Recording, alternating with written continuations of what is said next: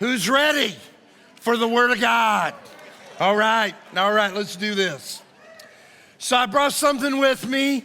Some of you will remember this if you've been a church person for a long time. A lot of churches back in the day, when you came into worship, they'd hand you a bulletin. And that bulletin, it has all kinds of stuff in it, like the songs you're going to be singing and events going on in the life of the church. And we don't do that anymore. We used to do it. I found an old one today in my office. This one is from our church in 2010. So it's 15 years old. We used to do this as well. Now there's some people through the years who have kind of found those bulletins all over the place in different places, different churches. And sometimes there are mistakes that are in these things. We call them church bulletin blunders. And so they publish those. And I ran across a few of those this week. Thought I'd bring them to give you a little laugh. Check out this first one. I love this one. Can we put it up there? There we go. Our closing song today is Angels We Have Heard Get High. We got a problem, don't we, huh? Wow. Check this one out. I love the next one. Weight Watchers will meet Tuesday at 7 p.m. Please use the large double door at the side entrance. Somebody wasn't thinking about that, were they?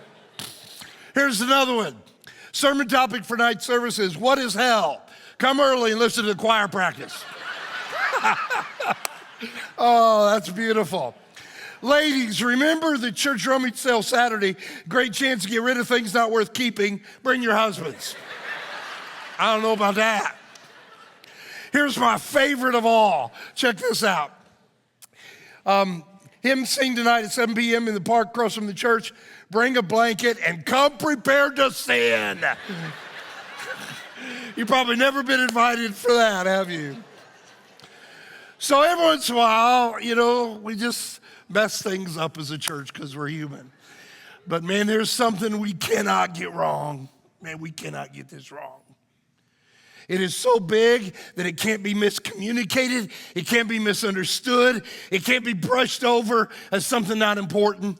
We have got to check this out, we have got to get it right on the events that happened on Friday of the last week of the life of Jesus when he died. And here's why. Because it is the core of our faith. And so we got to make sure that every one of us knows what happened on Friday.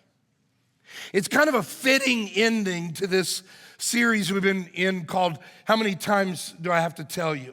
I have so much enjoyed teaching that series. I hope you've grown and learned some things in it.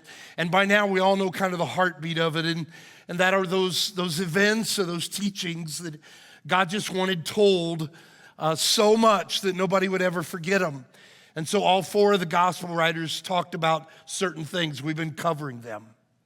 And what you learned a couple of weeks ago is one of the things that all four of the guys talked about was the last week of the life of Jesus. From Sunday when he went into Jerusalem to Sunday when he rose from the dead. And so we've taken a couple of weeks now. We're going to end it today by breaking that week up in segments. And we looked at the early part of the week. And the last weekend, we looked at the middle part of the week. And this weekend, we'll look at the end of it.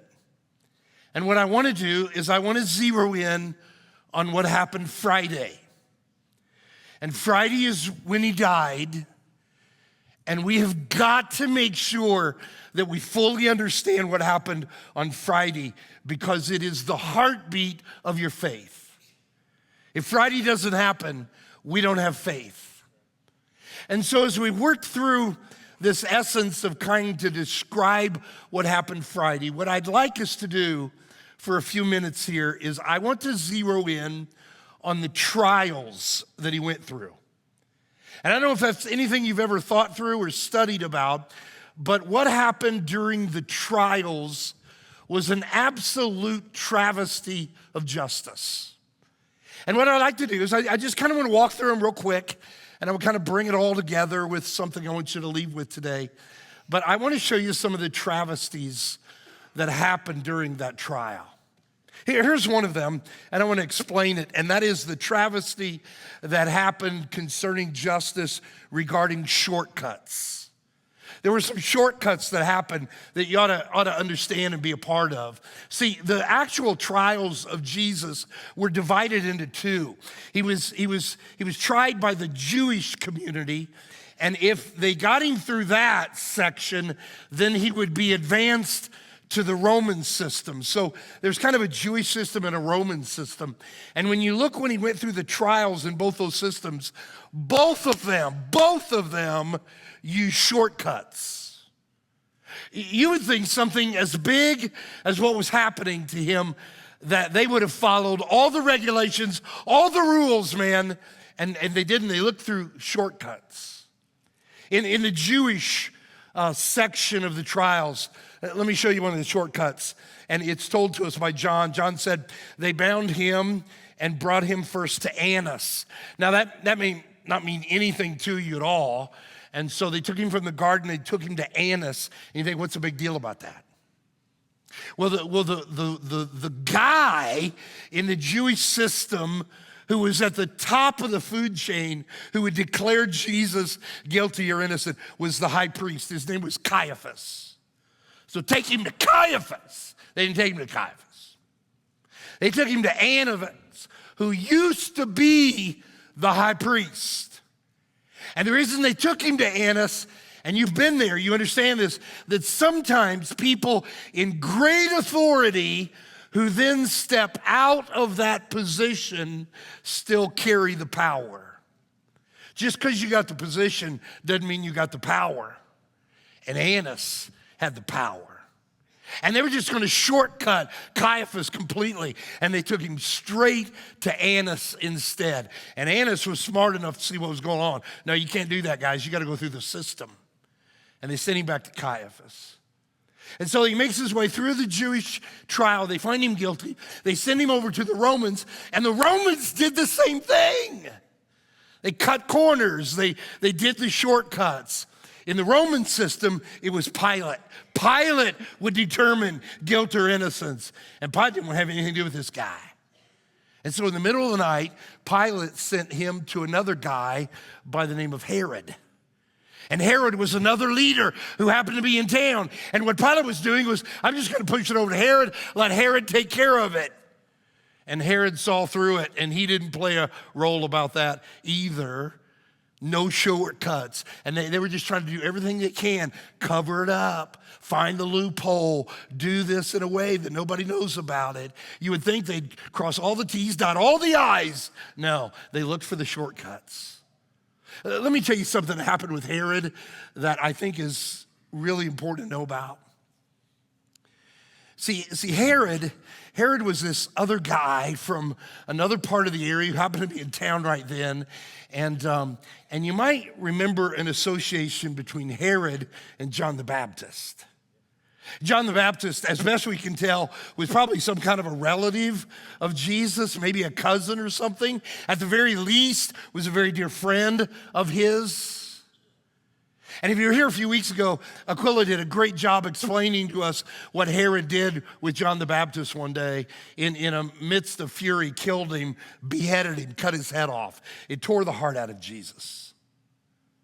And now we advance a little while, and Jesus is on trial in the Roman system, and Pilate sends him over to Herod, and Jesus is facing Herod. And if you read the trials, there are often times in which they would ask Jesus the question, and he would answer it. And sometimes they didn't like what he answered, but he would answer it. And with Herod, he didn't answer him. Then he talked to him. Look at this verse. It's powerful. He, being Herod, plied him with many questions, and Jesus gave him no answer. Can you see Jesus looking at the man who killed his friend, his cousin? He killed John the Baptist. Can you see Jesus looking at him and thinking, I will not grace you with my voice? I mean, total travesty of justice to try to cut the corners with shortcuts. But that's the least travesty. Check this out. The other travesty of justice that comes up is this idea of perjury. If anybody ever asks you, why did they kill Jesus? They killed Jesus for one reason. They hated him. They hated Jesus. He got more crowds than they did. The Jewish leaders detested him. He was bold enough to confront them with their wrongdoings at times. The bottom line is they hated Jesus. But watch this. You can't put somebody to death just because you hate him. And so what they do, they had to come up with bogus charges. They had to lie about it. They had to perjure themselves and others. And so they totally twisted what he said about being a king. He was referring to being a spiritual king of the universe. And they just twisted it and told Pilate, no, he wants your job. He wants to be the king of Rome. And they started making things up. They paid people to say things that weren't even true because they couldn't tell the truth. We hate him. And so they just made stuff up. Look at this verse that is almost unbelievable to think of. The chief priest and the whole Sanhedrin were looking for false evidence against Jesus so they could put him to death. Many false witnesses came forward. You know why they came forward? Because they paid them. They paid Judas, they pay others as well. And they just lied. They perjured themselves.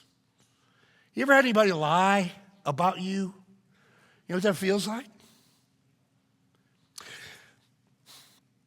A while ago, I was driving down the road, and I was on a real busy road in Louisville, and it was, a million cars, and it was that, stop, crawl 10 feet, stop. Y'all know what I'm talking about now? And I was in that, and I don't know what I was looking at or whatever, but during one of the move forwards, I bumped the car in front of me.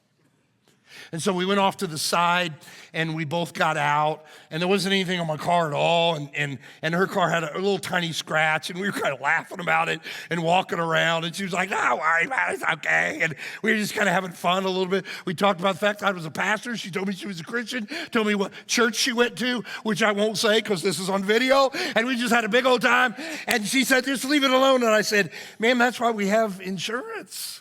I mean, make a claim, get your little bumper thing fixed there. That's not a problem." And so a couple weeks ago, my insurance agent called and said, "Hey, there's a claim made out about you." And I said, "Yeah, that happened." And she goes, "Well, help me out a little bit. How fast were you going?" I said, "I think 2." And she said, "Well, Dave, she's made a claim against our insurance companies, and the car is almost totaled. And at this point, she has $40,000 of medical expenses she wants to cover." And I said, "What?" You ever had anybody lie to you? And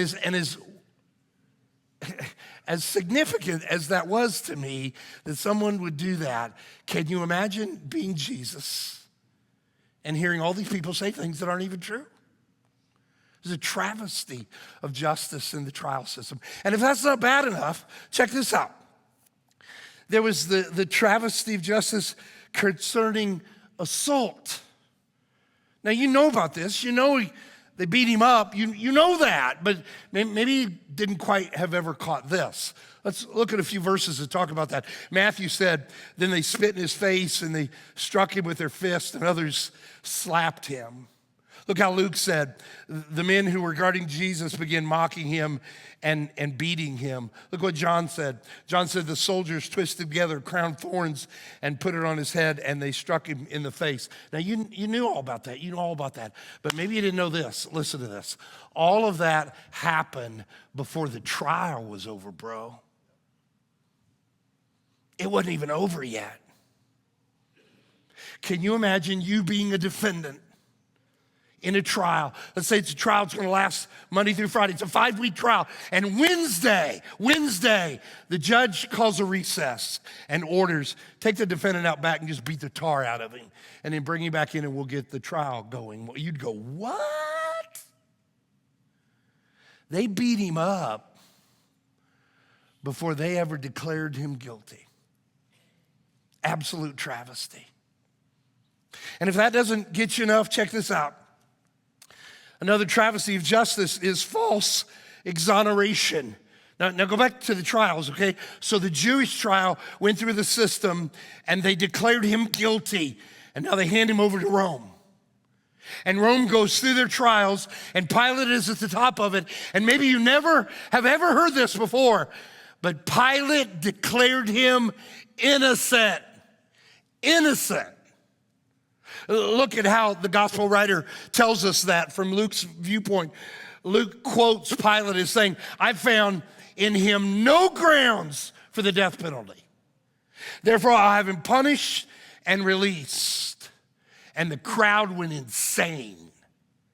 The Jewish people started losing their mind, and the leaders were causing almost a near riot. And so Pilate responds to that in just a couple verses later. Look what he says. So Pilate decided to grant their demand and surrender Jesus to their will. So let me tell you bluntly what happened. He is innocent, but we're still going to kill him.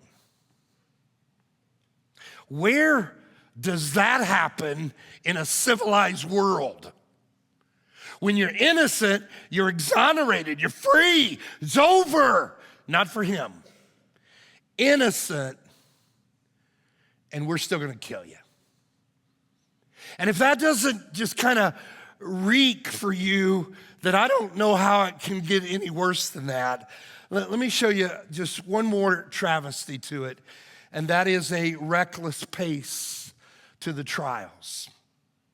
Now, maybe you've never heard this before, but think of it in this way. Have you ever heard that phrase, the wheels of justice grind slowly, okay?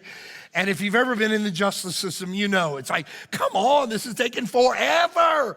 And although that might drive you crazy, there is some rationale at times. We got to make sure we're right on this. Let's make sure we've covered everything. Let's make sure we've looked at and so sometimes it takes a long time, not with him.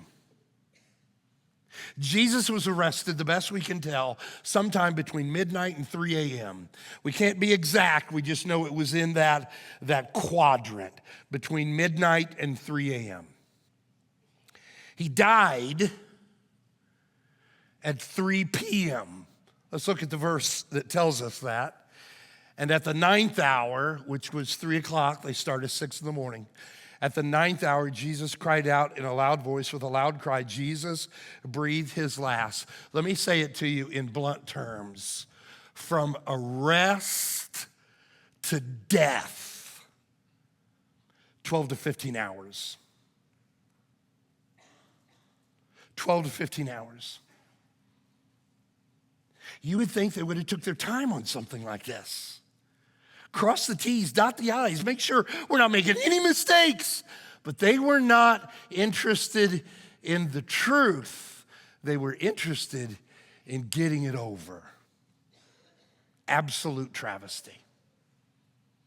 And so when you start playing with the elements of the trials and realize everything that happened in there that was wrong, you kind of wrap all that up and ask yourself, I mean, what are you going to do with that?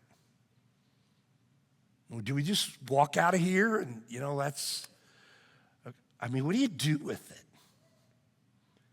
And as I've thought through about that, not only for me, but also for you guys as we talk about it this weekend, I began to see something surface that I want to send you home with. And I want to give this to you, and you walk out of here, and that just kind of grips with you. And I want to kind of wrap it up for you here. Now, before I do, let me do this, because we do this often here. When we leave, don't forget, guests, okay? We got some stuff for you, all right? We're going to give you pieces of the old parking lot, okay? Now, we'll give you some nice stuff, okay? So go to guest point. If you've not done your offering, get on your phone and do it before you leave, or the box is back there. So get all that out, and now let's come here and let's talk about this. Okay, what are we going to do with this travesty of justice with these trials? What do you do about that? Now, as I was writing this week and laying that out, and this is one of those sermons that didn't come easy for me. It took me it just didn't click real well, because I struggled with, what do we do with it?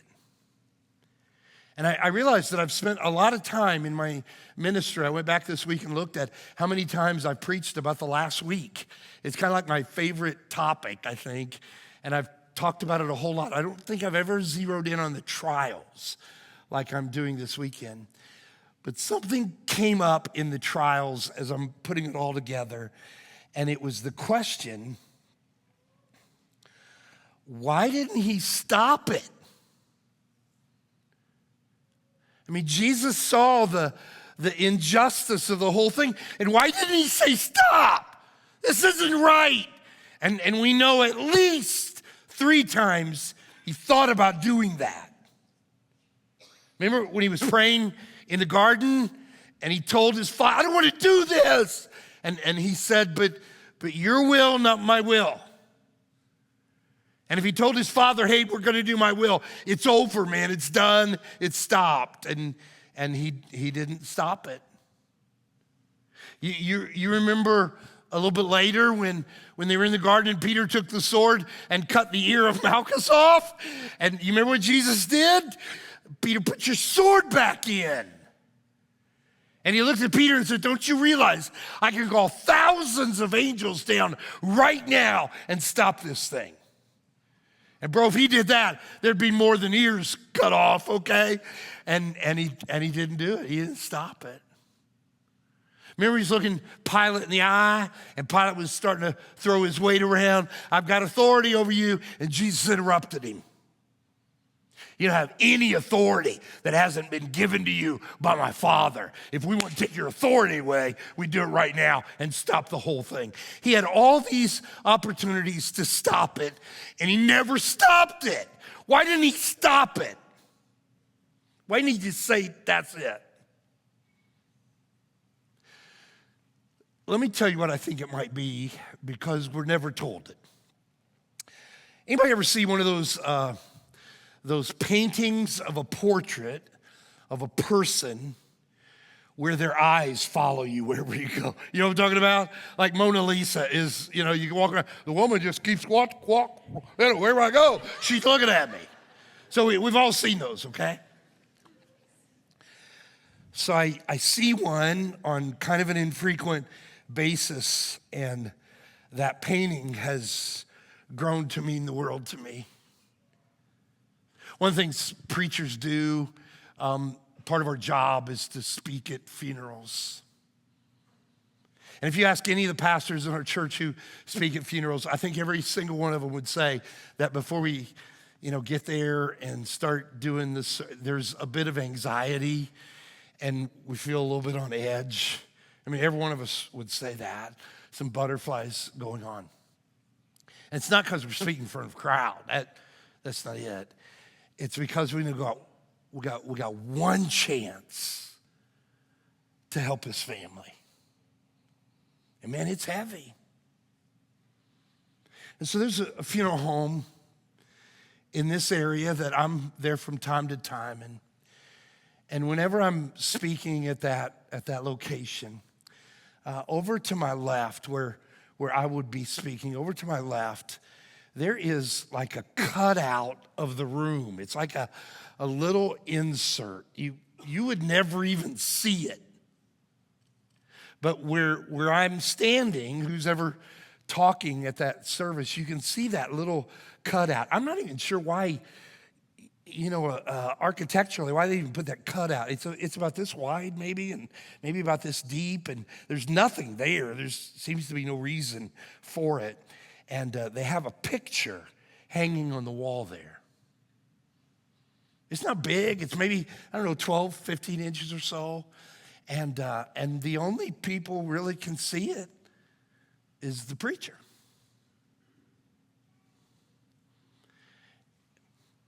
And it's Jesus, the face of Jesus with those eyes. I have learned to walk into that place in the midst of anxiety to be the best minister and shepherd that I can for this family. And in the midst of that anxiety and butterflies, I will peek at that from time to time, and he's looking right at me to say, I will help you. And no matter where I move, where I go, his eyes never leave me. You know why I think he didn't stop the trials? Because his eyes were on you. His eyes were on me, knowing that the only chance any of us have to be in heaven someday is for him to go through these trials. And so he constantly kept his eyes on the people that he loved. Because this is what it's about. Check this out. His love for us overshadowed their hate for him. Don't ever forget that. I hope your weekend is incredible. But don't ever forget that. Have a great weekend.